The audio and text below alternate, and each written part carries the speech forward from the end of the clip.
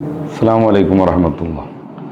ഇന്ന് ന്യൂ ഇയറിനെ കുറിച്ചും ന്യൂ ഇയറിൽ നടക്കുന്ന ആഘോഷങ്ങളെയും ആർഭാടങ്ങളെയും കുറിച്ച് ചിലത് പറയാം. ലോകം പുതുവത്സരാഘോഷത്തിന് തയ്യാറെടുത്തു എന്നാണ് റിപ്പോർട്ടുകൾ. പല രാജ്യങ്ങളിലെയും കാഴ്ച വസ്തുക്കളൊക്കെ ഒരുക്കി കഴിഞ്ഞു. ബിസിനസ് മോഹിക്കുന്ന പല രാജ്യങ്ങളും ഇതിനുവേണ്ടി ചില പ്രത്യേകം തയ്യാറെടുപ്പുകൾ നടത്തി വിദേശികളെയും ടൂറിസ്റ്റുകളെയും ആകർഷിച്ചുകൊണ്ടിരിക്കുന്നു, ക്ഷണിച്ചുകൊണ്ടിരിക്കുന്നു. ഈ ഒരു പശ്ചാത്തലത്തിൽ ഹാപ്പി ന്യൂ ഇയർ എന്നൊരു ആശംസയൊക്കെ കൊള്ളാമെന്ന് ചിലർക്കെങ്കിലും തോന്നുന്നുണ്ടാവും. പക്ഷേ മതപരമായി അതിന് വലിയ സാങ്കത്യമൊന്നും ഇല്ലാത്തത് കൊണ്ട് നമുക്ക് നേരിട്ട് വിഷയത്തിലേക്ക് കടക്കാമെന്നാണ് എനിക്ക് തോന്നുന്നത്. ഇസ്ലാമിക ചരിത്രത്തിൽ ഏതെങ്കിലും ഒരു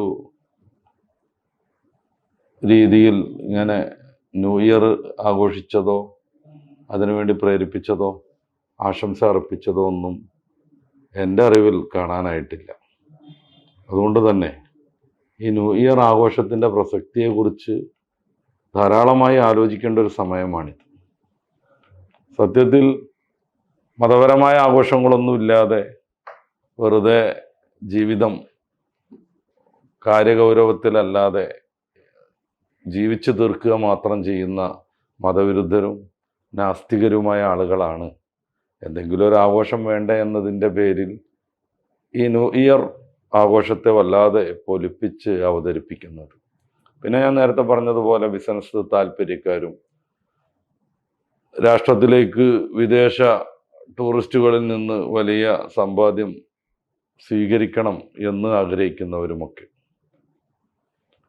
എന്താണ് ഈ ന്യൂ ഇയറിന് ഇത്രമേൽ ആഘോഷിക്കാനുള്ളത്? പുതിയൊരു വർഷം വരുന്നതാണ്.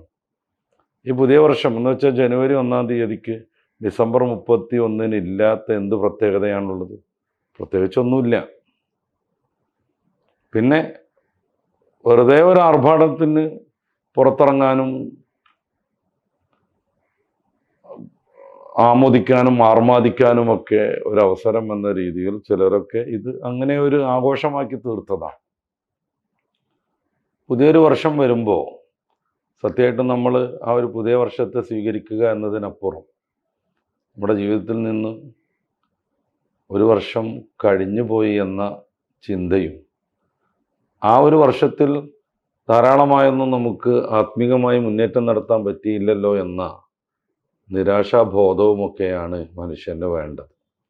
അങ്ങനെ വരുമ്പോൾ ന്യൂ ഇയർ ആഘോഷിക്കാനുള്ളതല്ല, ദുഃഖിക്കാനായിട്ടാണ് തോന്നുക. നമ്മുടെ ചുമരിൽ നിന്നൊരു കലണ്ടർ മാറുമ്പോൾ 2024 എന്ന കലണ്ടർ മാറുമ്പോൾ കേവലം ആ കലണ്ടറിൻ്റെ 5-6 ഷീറ്റുകളല്ല മാറുന്നത്. അള്ളാഹു നമുക്ക് അനുവദിച്ചു തന്ന ആയുസ്സിൽ നിന്ന് 365 ദിവസം കൂടെ മാറിപ്പോകുന്നു. ഈ ഒരു ബോധം ന്യൂ ഇയർ കൊണ്ടുണ്ടാകുമെങ്കിൽ ന്യൂ ഇയറിനെ ആ ഒരു അർത്ഥത്തിൽ നമുക്ക് കാര്യമായിട്ട് പരിഗണിക്കാം. അതല്ലാതെ അള്ളാഹു ഒരു ഭാഗ്യമായി അനുവദിച്ചു തന്ന ആയുസ് തുലച്ചു കളയാൻ ഈ ഒരു ദിവസത്തെ കൂടി ഉപയോഗപ്പെടുത്തുകയാണെങ്കിൽ ന്യൂ ഇയർ ആഘോഷം തീർച്ചയായിട്ടും മനുഷ്യനെ സംബന്ധിച്ചിടത്തോളം ഉപേക്ഷിക്കേണ്ടതാണ്, ഒരിക്കലും അതിൽ പങ്കുചേരാൻ പാടില്ലാത്തതുമാണ്. ഇസ്ലാം മുന്നോട്ട് വെക്കുന്ന ഒരു ജീവിത വീക്ഷണമുണ്ട്. അത് ഈ ലോകത്തെ പരമമായി മനസ്സിലാക്കി ലഭ്യമായ ജീവിതം എങ്ങനെയെങ്കിലുമൊക്കെ അടിച്ച് പൊളിച്ച് തീർക്കണം എന്നല്ല. നേരെ മറിച്ച് ഇതിനപ്പുറമുള്ള ഒരു ജീവിതത്തിനാണ് മതം പ്രാധാന്യം നൽകുന്നത്. അതുകൊണ്ടാണ് സൂറത്തു അൽ മുൽക്കിലെ 2-ാമത്തെ വചനത്തിൽ അള്ളാഹുവിനെ വിശേഷിപ്പിച്ച് അല്ലദീ ഖലഖൽ മൗത വൽ ഹയാത്ത എന്ന് പറയുന്നത്. അള്ളാഹുവാണ് മരണത്തെയും അനന്തര ജീവിതത്തെയും സൃഷ്ടിച്ചവൻ എന്ന്. സത്യത്തിൽ മരണത്തിൻ്റെയും അനന്തര ജീവിതത്തിൻ്റെയും നേരെ മുന്നേ ഈ ഭൗതിക ലോകത്തുള്ളൊരു ജീവിതമുണ്ട്. ചില പണ്ഡിതന്മാർ പറയുന്നത് അതത്രമേൽ പരാമർശയോഗ്യം പോലും അല്ലാത്തത് കൊണ്ടാണ് മരണം മുതൽ അതിനുശേഷമുള്ള ജീവിതത്തെയും പറ്റി പറയുന്നത് എന്നാണ്. നേരെമറിച്ച് ഈ ജീവിതത്തെ കാര്യമായിട്ടൊന്നും പരിഗണിച്ചില്ല. ഇത് നമ്മുടെ പ്രാഥമികമായ ഇടം മാത്രമാണ്. ഏറ്റവും പരിഗണിക്കേണ്ടതും നിത്യമായി വസിക്കേണ്ടതും ഇവിടെയല്ല, പരലോകത്താണ്. അങ്ങോട്ടുള്ള മുന്നേറ്റത്തിനാവണം മനുഷ്യൻ്റെ ഓരോ ചിന്തയും ഓരോ പ്രവൃത്തിയും. ആർഭാടങ്ങളും ആനന്ദങ്ങളും അതിരുവിട്ട ആഘോഷങ്ങളും ഈ ഒരു ചിന്തയിൽ നിന്ന് മനുഷ്യനെ വ്യതിചലിപ്പിക്കാൻ പാടില്ല, പ്രത്യേകിച്ച് വിശ്വാസിയെ. കാരണം ഓരോ നിമിഷവും മരണത്തിലേക്ക് അവൻ നീങ്ങിക്കൊണ്ടിരിക്കുന്നുവെന്ന യാഥാർത്ഥ്യം ആനന്ദങ്ങൾ നമ്മളെ മറപ്പിച്ച് കളയാൻ പാടില്ലേയില്ല. ദിവസങ്ങൾ കഴിഞ്ഞുകൊണ്ടിരിക്കും, അതിങ്ങനെ മാസങ്ങളായിത്തീരും, മാസങ്ങൾ വർഷങ്ങളുമാകും. അവസാനം അള്ളാഹു അനുവദിച്ച ഏതോ ഒരു സമയത്ത് നമ്മളെല്ലാവരും പരലോകത്തേക്ക് യാത്രയുമാകും. പരിശുദ്ധ ഖുർആനിൽ ഏറ്റവും അവസാനമായി അവതരിക്കുന്ന സൂക്തം 2-ാം അധ്യായം അൽ ബഖറയുടെ 281-ാമത്തെ വചനം. അതിൻ്റെ പ്രമേയം എന്താണ്? വത്തഖൂ യൗമൻ തുർജഊന ഫീഹി ഇലല്ലാഹ്. അള്ളാഹുലേക്ക് മടങ്ങാനുള്ളൊരു ദിവസമുണ്ട്, അത് ശ്രദ്ധാപൂർവം കൈകാര്യം ചെയ്യണമെന്നാണ്, സൂക്ഷ്മമായി അതിനെ വിലയിരുത്തണമെന്നാണ്. ആ ഒരു ദിവസം കടന്നു വരാതെ ജനിച്ചവർക്ക് ആർക്കും രക്ഷയില്ല. വലിയ വലിയ സയൻറ്റിസ്റ്റുകൾ കഴിഞ്ഞു പോയിട്ടുണ്ട്, 500-ലധികം കണ്ടെത്തലുകൾ നടത്തിയവർ. ചിലരുടെയൊക്കെ കണ്ടെത്തൽ കൊണ്ട് ശാസ്ത്ര ലോകം തന്നെ മാറി മറിഞ്ഞു. അവർക്കാർക്കും പക്ഷേ അവരുടെ ജീവിതത്തെ നിത്യമായി നിലനിർത്താൻ പറ്റിയ ഒരു കണ്ടെത്തൽ നടത്താൻ സാധിച്ചിട്ടില്ലെന്നത് യാഥാർത്ഥ്യമാണ്, നമ്മുടെ അനുഭവമാണ്. വലിയ വലിയ മഹാന്മാരും ശ്രേഷ്ഠരും കഴിഞ്ഞുപോയി. ഹബീബായ നബി സല്ലല്ലാഹു അലൈഹി വസല്ലമ തങ്ങളെ പോലെയുള്ളവർ, അവരൊക്കെയും പടച്ച റബ്ബ് നിശ്ചയിച്ച കൃത്യസമയത്ത് ഈ ലോകത്തോട് വിട പറഞ്ഞിട്ടുണ്ട്.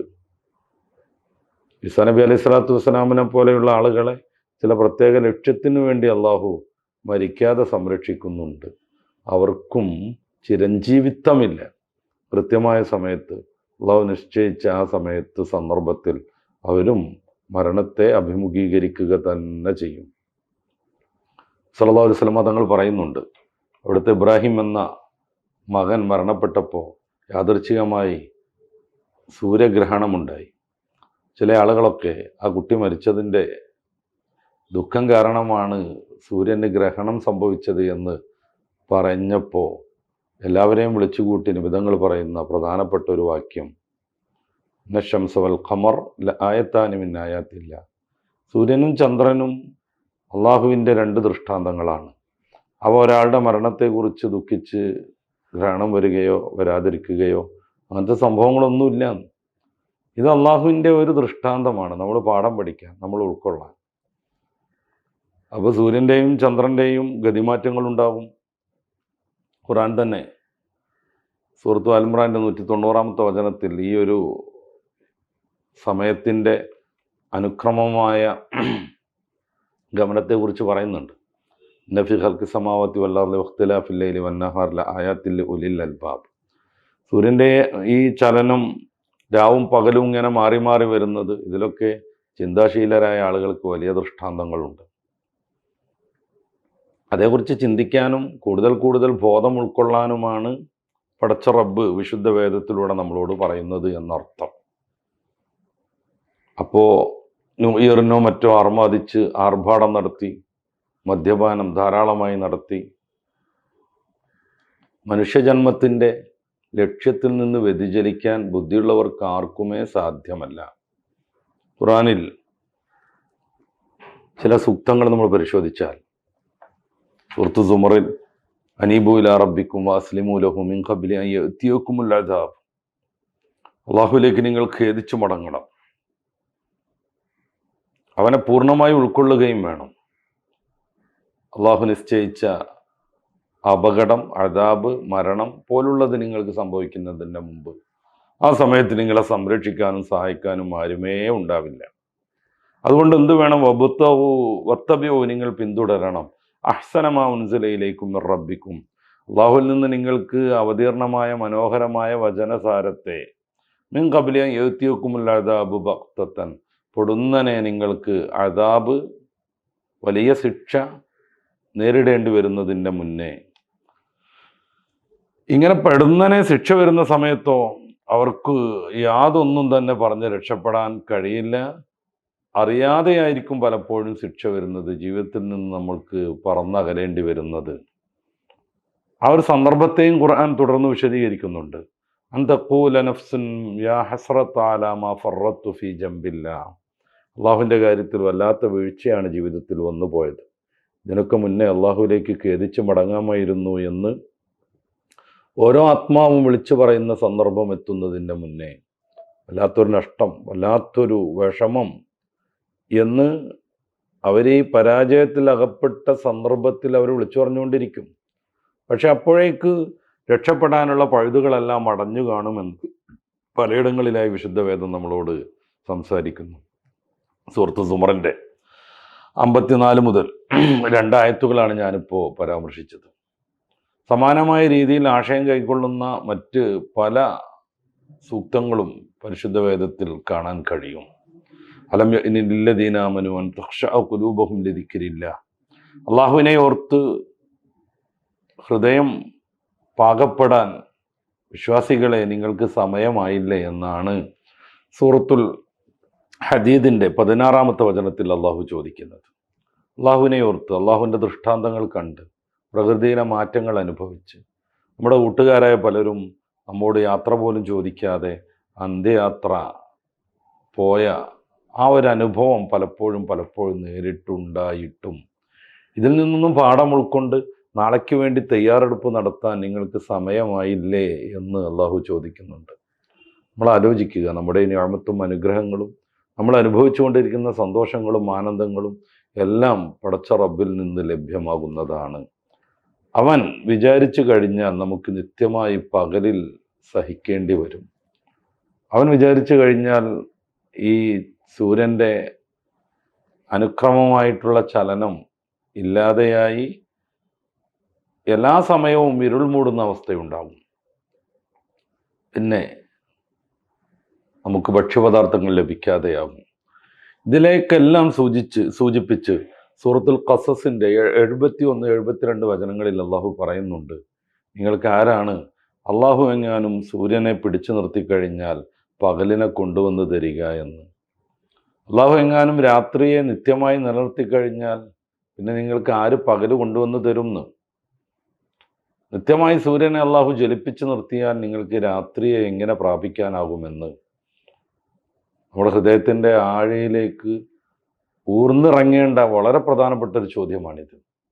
അങ്ങനെ ഓരോന്നും നമ്മുടെ ആയുസ് അള്ളാഹു ചുരുക്കിയാൽ, നമ്മുടെ ആരോഗ്യം അള്ളാഹു എടുത്തു കളഞ്ഞാൽ, നമ്മുടെ സമ്പത്ത്, നമ്മുടെ മറ്റ് അനുഗ്രഹങ്ങൾ പടച്ച റബ്ബ് വേണ്ടെന്ന് വെച്ചാൽ അതൊക്കെ തിരികെ കൊണ്ടുവന്ന് തരാൻ ആരുണ്ടെന്ന് അള്ളാഹുവിൻ്റെ ചോദ്യം ആരെങ്കിലും ഉണ്ടെങ്കിൽ ഉത്തരം പറയാൻ വേണ്ടിയല്ല, ആരുമില്ലെന്ന് നമ്മളെ ബോധ്യപ്പെടുത്താൻ വേണ്ടിയാണ്.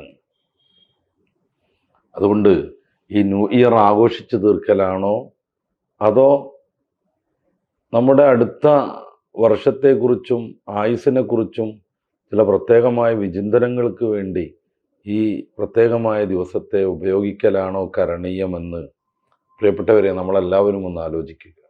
വ്യത്യസ്തങ്ങളായ കലണ്ടറുകളുണ്ട് ലോകത്ത്. യേശുവിൻ്റെയും 2000 വർഷം മുന്നേ മുതൽ ചില ബാബിലോണിയൻ ഗോത്രങ്ങളിലൊക്കെ ന്യൂ ഇയർ ആഘോഷിച്ചിട്ടുണ്ടെന്ന് ചില റിപ്പോർട്ടുകളിൽ നമുക്ക് വായിക്കാൻ പറ്റും. അറിയില്ല, അതേക്കുറിച്ചൊന്നും അത്രമേൽ ആഴത്തിൽ അത്രയും കാലം മുന്നേ ഉള്ളതിനെക്കുറിച്ചൊന്നും കൃത്യമായി പറയാൻ പറ്റുമോ എന്നതുപോലും അറിയില്ല. നമ്മൾ മനസ്സിലാക്കേണ്ട ഒരു കാര്യം, നമ്മുടെ ജീവിതത്തിൽ നിന്ന് കൃത്യമായൊരു വർഷം തീർന്നിരിക്കുന്ന പ്രത്യേകമായ പശ്ചാത്തലത്തിൽ ഇനി എങ്ങനെയാവണം നമ്മുടെ ജീവിതം എന്നതിനെക്കുറിച്ചുള്ള ചില വിചിന്തനങ്ങളാണ്. വന്നുപോയ കുറേ അബദ്ധങ്ങളുണ്ട് മതരംഗത്തും മതേതര രംഗത്തും. അത് പരിഹരിക്കാനാവണം നമ്മുടെ ഒന്നാമത്തെ ശ്രമം. പരിഹരിക്കുക എന്നൊക്കെ പറഞ്ഞാൽ വന്നുപോയ അബദ്ധങ്ങളിൽ ഖേദം പ്രകടിപ്പിക്കുക മനുഷ്യ സഹജമാണ്. അല്ലാഹുവുമായി ബന്ധപ്പെട്ട, സ്രഷ്ടാവുമായി ബന്ധപ്പെട്ട അബദ്ധങ്ങളിൽ അവനോട് ഖേദം പ്രകടിപ്പിച്ച് വിശുദ്ധനാവൽ മതം എപ്പോഴും പ്രേരിപ്പിക്കുന്നതാണ്. തൗബ എന്ന് സാങ്കേതികമായി പറയും. അത് നിരാശാബോധം സൃഷ്ടിച്ച് ഉൾവലിയാനുള്ള മാർഗമല്ല, നേരെ മറിച്ച് ഊർജ്ജസ്വലതയോടുകൂടെ മുന്നോട്ട് പോകാനുള്ള പ്രത്യേകമായൊരു പ്രതിജ്ഞയാണ്. വന്നുപോയ പാപങ്ങളിൽ ഖേദിക്കുക. നെഗറ്റീവായി ചിന്തിച്ച് ഇനി എന്നെ കൊണ്ടൊന്നിനും പറ്റൂല എന്ന രീതിയിൽ ഒരാളുമേ അവരുടെ ജീവിതത്തിൽ അവരുടെ നിഷ്ക്രിയത്വത്തെ ന്യായീകരിക്കരുത്. അപ്പോൾ ഇനി കഴിഞ്ഞ വർഷം സംഭവിച്ചതുപോലെയുള്ള അബദ്ധങ്ങൾ ഭൗതികമായും ആത്മികമായും സംഭവിക്കില്ലെന്ന് പ്രതിജ്ഞ എടുക്കുന്നത് വളരെ നല്ലതാണ്. വ്യക്തമായ ചില ലക്ഷ്യങ്ങൾ നമ്മൾ സൃഷ്ടിക്കണം. ഈ അടുത്ത വർഷം തീരുമ്പോഴേക്ക് ഞാൻ ഇത്ര പുസ്തകം വായിച്ചിരിക്കും, ഇത്ര വിജ്ഞാനം പഠിച്ചിരിക്കും, ഇത്ര പ്രാവശ്യം പരിശുദ്ധ വേദം ഓതി തീർത്തിരിക്കും, ഞാൻ ഇന്ന ഇന്ന ജോലികളൊക്കെ ചെയ്തിരിക്കും, ഇന്ന കോഴ്സ് പഠിച്ചിരിക്കും, വീണ് കിടക്കുന്ന ചില പഠന സംരംഭങ്ങളുണ്ട്, അതൊക്കെ ഞാൻ പുനർജനിപ്പിക്കും, ഞാൻ ഇത്ര സമ്പാദിക്കും, ഇത്രയൊക്കെ നന്മകൾ ഞാൻ ചെയ്തിരിക്കും ഇത്യാദി കുറേ പ്രതിജ്ഞകൾ നിർവഹിക്കാൻ വേണ്ടി ന്യൂ ഇയറിൻ്റെ ഒരു രീതിയാണ് കുറേ പ്രതിജ്ഞകൾ എടുക്കുക, എന്നിട്ട് അതൊക്കെയും പിറ്റേ ദിവസം അതിനോടുകൂടാണ്ട് തീർത്ത് കളയുക. അതല്ല, നിർവഹിക്കാൻ വേണ്ടി മാത്രം അങ്ങനെ ചില പ്രതിജ്ഞകൾ എടുക്കുക. പിന്നെ നമ്മുടെ സമയത്തെയും മുൻഗണനാക്രമത്തെയും നിശ്ചയിക്കുക. സമയത്തെ എന്തിനൊക്കെ ഉപയോഗപ്പെടുത്തണമെന്ന് ഒരു കൃത്യമായ പദ്ധതി നമുക്ക് ഈ ഒരു ന്യൂ ഇയറിൻ്റെ പശ്ചാത്തലത്തിൽ രൂപപ്പെടുത്തിയെടുക്കാം. അത് വളരെ പെട്ടെന്ന് നിർവഹിക്കേണ്ട ആഴ്ചയിലുള്ളത് പ്രത്യേകം തിരഞ്ഞെടുക്കണം, മാസത്തിലുള്ളത്, ഒരു വർഷം കൊണ്ട് തീർക്കാനുള്ളത്. ഉദാഹരണമായി ഞാൻ 10 പുസ്തകം വായിച്ചു തീർക്കും, അല്ലെങ്കിൽ ഞാനൊരു 10 പുസ്തകം എഴുതി ഉണ്ടാക്കും. ഇങ്ങനെയുള്ള കുറേ കാര്യങ്ങൾ നമുക്ക് ക്രമബദ്ധമായും മുൻഗണനാക്രമം അനുസരിച്ചും തയ്യാറാക്കി വെക്കാം. മുൻഗണനാക്രമം വളരെ പ്രധാനമാണ്. ചില ആളുകളുടെ ജീവിതം ഡിസോർഡറാണ് അവരുടെ ഓർഡർ. അങ്ങനെ പറ്റില്ല. ഏറ്റവും കൂടുതൽ പ്രാധാന്യം കൊടുക്കേണ്ടതിന് പ്രാധാന്യം കൊടുത്ത് അത്രമേൽ പ്രാധാന്യം കൊടുക്കാത്തതിന് 2ാം സ്ഥാനം നൽകിയാവണം മുന്നോട്ടുള്ള ഗമനം. പിന്നെ നമ്മുടെ സമയം കവർന്നെടുത്തുകൊണ്ടിരിക്കുന്ന ഏതൊക്കെ അനാവശ്യ സംരംഭങ്ങളുണ്ട് അവയൊക്കെ വിലയിരുത്തുകയും അതിൽ നിന്ന് മാറാനുള്ള കൃത്യമായൊരു തീരുമാനവും പരിശീലനവും നേടിയെടുക്കുകയും വേണം. പലപ്പോഴും സോഷ്യൽ മീഡിയയിലൊക്കെ ആയിട്ടായിരിക്കും ധാരാളം സമയം ചെലവഴിക്കുക. അങ്ങനെ വരുമ്പോൾ സോഷ്യൽ മീഡിയയ്ക്ക് വേണ്ടി ഞാൻ എത്ര സമയം ഡയറി മാറ്റിവെക്കും എന്നൊരു തീരുമാനം എടുക്കാം. നമ്മുടെ സംസാരം ദീർഘമായി നീണ്ടുപോയി ഒരു ഫോൺ കോൾ കൊണ്ട് നേടേണ്ടതിനപ്പുറം നേടുകയോ അല്ലെങ്കിൽ പറയേണ്ടതിനപ്പുറം പറയുകയോ ഒക്കെ ചെയ്യുന്നത് സ്വാഭാവികമായി നമ്മുടെ ആയുസിൻ്റെ എണ്ണം ചുരുക്കിക്കൊണ്ടിരിക്കും. അപ്പോൾ 1 മിനിറ്റ് കൊണ്ട് പറയേണ്ടത് അങ്ങനെ തന്നെ തയ്യാറെടുപ്പ് നടത്തിയിട്ട് വേണം ഫോൺ വിളിക്കാൻ. പറഞ്ഞങ്ങനെ ഇരിക്കാൻ നമുക്ക് കുറേയേറെ സമയം പടച്ചറബ് അനുവദിച്ചിട്ടുണ്ടെങ്കിൽ കൊള്ളാം. പക്ഷേ അതേക്കുറിച്ച് നമുക്കൊന്നും ഒരു ധാരണയും ഒരു ഊഹവും ഇല്ല. അപ്രകാരം തന്നെ ആരോഗ്യത്തെയും മനസ്സിനെയും സംരക്ഷിക്കാനുള്ള ചില ശ്രമങ്ങൾ ഉണ്ടാകുമെന്ന് നമുക്ക് തീരുമാനിക്കാം. പലപ്പോഴും ഈ രോഗങ്ങൾ കൊണ്ട് മനുഷ്യർ ബുദ്ധിമുട്ടുന്നുണ്ട്. സാംക്രമിക രോഗങ്ങൾ പടർന്നു പിടിക്കുന്നുണ്ട്. അപ്രകാരം ജീവിതശൈലി രോഗങ്ങളുണ്ട്. അപ്പോൾ ഇനിയുള്ള വർഷങ്ങളിൽ ഞാൻ കൃത്യമായി തൻ്റെ ആരോഗ്യം സംരക്ഷിക്കാൻ ഇന്നതൊക്കെ ചെയ്യും. ചിലപ്പോൾ വല്ല മെഡിസിൻ ഉപയോഗിക്കേണ്ടി വരും. ആയുർവേദ വൈദ്യശാസ്ത്രം പ്രകാരം ചിന്തിക്കുന്ന ആളുകൾക്ക് ചില എണ്ണയും തൈലമൊക്കെ ഉപയോഗിക്കേണ്ടി വരും. അതിനൊക്കെ അതിൻ്റെതായ വിദഗ്ധരെ കണ്ട് ഞാൻ എൻ്റെ ശരീരത്തെ സംരക്ഷിക്കാൻ, കാരണം എങ്കിലേ നമുക്ക് അധ്വാനിക്കാൻ പറ്റൂ, എങ്കിലേ നമുക്ക് ആരാധന ചെയ്യാൻ പറ്റൂ, എങ്കിലേ നമുക്ക് സാമൂഹിക പ്രവർത്തനം നടത്താൻ പറ്റൂ. കൃത്യമായി ഇത്ര സമയം ഞാൻ വ്യായാമം ചെയ്യാൻ, എക്സസൈസ് ചെയ്യാൻ മാറ്റിവെക്കും. ഇങ്ങനെയുള്ള ചില പ്രവർത്തനങ്ങൾ എടുക്കാം. സാമൂഹിക ബന്ധം നിർവഹിക്കാൻ വേണ്ടി ഞാൻ ഇന്ന കാര്യങ്ങളൊക്കെ ചെയ്യും എന്ന് വേണമെങ്കിൽ നമുക്ക് തീരുമാനിക്കാം. സാമൂഹിക ബന്ധം വളരെ പ്രധാനമാണ്, കുടുംബബന്ധം വളരെ പ്രധാനമാണ്. ഇനിയുള്ള വർഷങ്ങളിൽ ഞാൻ ഇത്രയൊക്കെ അതിനു വേണ്ടി സമയം ചെലവഴിക്കും എന്ന് നമുക്ക് തീരുമാനിക്കാം. വളരെ പ്രാധാന്യത്തോടുകൂടി നമ്മൾ ചെയ്യേണ്ടത് പോസിറ്റീവായി ചിന്തിക്കാനുള്ളൊരു ശൈലി ഉണ്ടാക്കുക എന്നുള്ളതാണ്. പലപ്പോഴും അബദ്ധങ്ങൾ വരും, നഷ്ടങ്ങളുണ്ടാവും, പ്രയാസങ്ങളുണ്ടാകും. ആ സമയത്തൊക്കെ ജീവിതം തീർന്നുവെന്ന് മനസ്സിലാക്കി പലപ്പോഴും ആത്മഹത്യയിലേക്കും മറ്റും പോകുന്ന പ്രവണതകളുണ്ട്. ഒരിക്കലും അത് വരില്ലെന്നും എന്നെ സംരക്ഷിക്കുന്ന റബ്ബ്, എനിക്ക് അന്നം നൽകിയ റബ്ബ്, ഇതുവരെയും ഇത്തിരി പോലും മുടക്കാതെ ഓക്സിജൻ നൽകിയ റബ്ബ് ഇനിയും എൻ്റെ കൂടെ ഉണ്ടാകുമെന്ന വിചാരം വിശ്വാസിയെ മുന്നോട്ട് നയിക്കണം. ഇത്തരം നല്ല പ്രതിജ്ഞകളൊക്കെ എടുത്ത് നമ്മുടെ ജീവിതത്തിന് ഒരു പുതുക്കം പ്രാപിക്കാൻ വേണ്ടിയാണ് നമ്മുടെ ന്യൂ ഇയർ ചിന്തകൾ ഉപയോഗപ്പെടുത്തുന്നതെങ്കിൽ അത് ഭൗതികമായും ആത്മികമായും നമുക്ക് വളരെ ഉപകാരം ചെയ്യും. സത്യത്തിൽ സംഭവിക്കുന്നത് കൂത്താട്ടമാണ്. ഡിസംബർ 31 വൈകുന്നേരമൊക്കെ ആകുന്നതോടുകൂടെ എല്ലാ മദ്യശാലകളും സജീവമാകുന്നു, എല്ലാ തെരുവുകളും മദ്യപന്മാർ കീഴടക്കുന്നു, റോഡുകൾ ബ്ലോക്കാകുന്നു. പലരും അതുകൊണ്ടുള്ള പല അനർത്ഥങ്ങളും സഹിക്കേണ്ടി വരുന്നു. 2 ദിവസം കഴിയുമ്പോൾ ബിവറേജസ് കോർപ്പറേഷൻ്റെ കണക്ക് വരുന്നു, ഏറ്റവും കൂടുതൽ റെക്കോർഡ് മദ്യവിൽപ്പന നടന്നുവെന്ന്. മദ്യത്തിൽ കൊല്ലാനും മുക്കിക്കൊല്ലാനും മദ്യം കൊടുത്ത് ആരോഗ്യവും മാനസികാവസ്ഥയും നശിപ്പിക്കാനും ഇത്തരം അവസരങ്ങളിൽ വളരെയേറെ മദ്യം ഇറക്കുമതി ചെയ്ത് ഔദ്യോഗികമായിട്ട് തന്നെ ഗവൺമെൻറ്റും മറ്റും സഹായവും ചെയ്യുന്നു. ഇത് മതവിരുദ്ധമാണ്. എല്ലാ ലഹരി പദാർത്ഥങ്ങളും പരിശുദ്ധ ഇസ്ലാം നിഷിദ്ധമാക്കിയതാണ്. എന്നല്ല, മദ്യം എല്ലാ തിന്മകളുടെയും മാതാവ് എന്ന് നബി സല്ലല്ലാഹു അലൈഹി വസല്ലം നമ്മളോട് പറഞ്ഞതുമാണ്. പ്രിയപ്പെട്ട സഹോദരന്മാരെ, ജീവിതത്തിന് വലിയ മൂല്യമുണ്ട്. ഓരോ സമയത്തിനും വലിയ പ്രാധാന്യമുണ്ട്. ഹബീബായ നബി സല്ലല്ലാഹു അലൈഹി വസല്ലം തങ്ങൾ പലപ്പോഴും അശ്രദ്ധയോടുകൂടെ നശിപ്പിച്ചു കളയുന്ന അനുഗ്രഹം എന്നാണ് സമയത്തെക്കുറിച്ച് പറയുന്നത്. ഇമാം ബുഖാരി റളിയല്ലാഹു അൻഹു നിവേദനം ചെയ്യുന്ന ഹദീസ് വളരെ പ്രസിദ്ധമാണ്. നിഅമത്താനി മഗ്ബൂനും ഫീഹിമാ കസീറും മിനന്നാസ്. 2 അനുഗ്രഹങ്ങൾ, അധിക പേരും അതിൽ വഞ്ചിതരാണ്. അസ്സിഹ വൽ ഫറാഗ്. ഒന്ന് ആരോഗ്യം, ഒന്ന് സമയം. ആരോഗ്യമുള്ളപ്പോൾ സമയം ലഭിച്ചുകൊള്ളണമെന്നില്ല. സമയമുണ്ടാകുമ്പോൾ ആരോഗ്യം ഉണ്ടാവണമെന്നില്ല. രണ്ടും ഒരുമിച്ച് കൂടുമ്പോൾ തെറ്റായ വിചാരങ്ങളിലേക്ക് സമയം, സന്ദർഭം, ആരോഗ്യം, ശരീരം, അവസരം മാറ്റിവെക്കാതെ നന്മയിലൂടെ കൊണ്ടുപോകാനാവണം നമ്മുടെ ശ്രമം. കുറേ ആരാധനകൾ വർദ്ധിപ്പിക്കുക, സഹായം ചെയ്യുക, വിജ്ഞാനം നേടുക, പുസ്തകം വായിക്കുക. ഒഴിവുണ്ടാവണം, അതിന് ആരോഗ്യവും വേണം. കുറേ കാലം കഴിഞ്ഞാൽ സമയം കുറേ കിട്ടും വയസ്സാകുമ്പോൾ, പക്ഷെ ആരോഗ്യം ഉണ്ടാവില്ല. ചിലപ്പോൾ ആരോഗ്യം നന്നായിട്ടുണ്ടാകും, സമയം ഉണ്ടാവില്ല. ഈ ജോലിയുടെയൊക്കെ സമയത്ത് അങ്ങനെയാണ്. നല്ല യുവാവാകുമ്പോൾ, മധ്യവയസ്കനൊക്കെ ആകുമ്പോൾ, കുടുംബം പോറ്റാനൊക്കെ ഉണ്ടാകുമ്പോൾ ആരോഗ്യം ഉണ്ടാവും, പക്ഷേ സമയം ഉണ്ടാവില്ല. ഇത് രണ്ടും ഒരുമിച്ച് കൂടുന്ന ചില പ്രത്യേക സന്ദർഭങ്ങൾ അലസതയിലേക്ക് മാറരുത്. സിനിമ കാണാൻ വേണ്ടി ചെലവഴിക്കരുത്, വീഡിയോകൾക്ക് വേണ്ടി മാറ്റിവെക്കരുത്, സോഷ്യൽ മീഡിയയിൽ കിടന്ന് നിരങ്ങി സമയം കളയരുത്, റീൽസും ഷോർട്സും ഉണ്ടാക്കി സമയം കളയരുത്. അതൊക്കെ നിർമ്മാണാത്മകമായ പ്രവർത്തനങ്ങളിൽ ഉപയോഗപ്പെടുത്തുക. അങ്ങനെ വരുമ്പോൾ സമയവും ഒഴിവ് സമയവും അതുപോലെ ആരോഗ്യമാവുന്ന 2 നിഅമത്തുകളെ, അനുഗ്രഹങ്ങളെ വേണ്ട വിധം ഉപയോഗിച്ചവരായിത്തീരും. നമുക്ക് അവസാനിപ്പിക്കാമെന്ന് തോന്നുന്നു. പരിശുദ്ധ ഖുർആനിൽ ഏറ്റവും ശ്രദ്ധേയമായ സത്യം ചെയ്തു പറച്ചിൽ സൂറത്തുൽ അസ്റിലുള്ള കാലത്തെ പ്രതിയുള്ള സത്യം ചെയ്യലാണ്. വല്ലസ്ർ ഇന്നൽ ഇൻസാന ലഫീ ഖുസ്ർ. കാലമാണ് സത്യം, മാനവർ പൊതുവെ നഷ്ടത്തിലാണ്.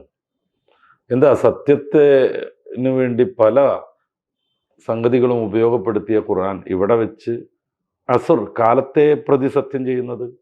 കാലം, സമയത്തിൻ്റെ പ്രവാഹം, അത് ഈ പ്രപഞ്ചത്തിൻ്റെ ഉൽപ്പത്തി മുതലുള്ള ഒരു യാഥാർത്ഥ്യമാണ്.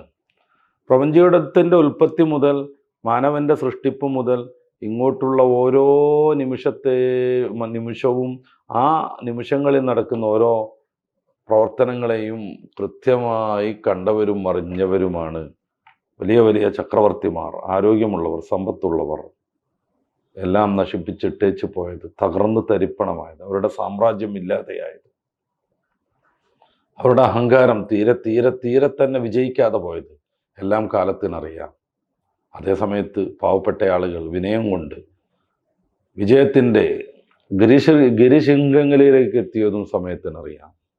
ഇതെല്ലാം കണ്ട കാലത്തെ മുൻനിർത്തിയാണ് ഇവിടെ സത്യം ചെയ്യുന്നത്. അതുകൊണ്ടാണ് പല മുഫസ്സിരീങ്ങളും പറയുന്നത് ഖുർആനിലെ ഏറ്റവും ശ്രദ്ധേയമായ സത്യം ചെയ്തു പറച്ചിൽ വൽ അസ്ർ, കാലമാണ് സത്യം എന്നതാണെന്ന്.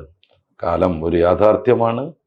അത് നമ്മെ ആരെയും കാത്തു നിൽക്കാതെ മുന്നോട്ട് പോയിക്കൊണ്ടേയിരിക്കും. ഓരോ നിമിഷവും ഖബറിലേക്ക് നമ്മൾ അടുത്തുകൊണ്ടേയിരിക്കുന്നു, മരണത്തേക്ക് അടുത്തുകൊണ്ടേയിരിക്കുന്നു. വിശ്വാസിക്ക് നേരത്തെ സൂചിപ്പിച്ചതുപോലെ ഈ ജീവിതമല്ല പ്രധാനം, പരലോകത്തുള്ള അമേയമായ ജീവിതമാണ്, സർവാനുഗ്രഹങ്ങളുടെയും പറുദീസയായ സ്വർഗമാണ്.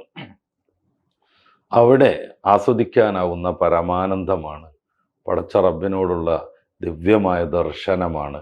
അതിനൊക്കെ വേണ്ടി ഈ ജീവിതത്തെ ക്രമീകരിക്കാനും വേണ്ട വിധം സൂക്ഷ്മതയോടുകൂടെ ശ്രദ്ധാപൂർവം ഉപയോഗപ്പെടുത്താനും നമുക്കാവണം. അതിനുള്ള പ്രചോദനമാവട്ടെ മാറി മാറി വരുന്ന ഓരോ മാസവും വർഷവും ആ ചിന്ത വഴി നന്മയിലേക്ക് എത്തിച്ചേരാൻ നമുക്കൊക്കെ സാധ്യമാകട്ടെ. അള്ളാഹു അനുഗ്രഹിക്കട്ടെ.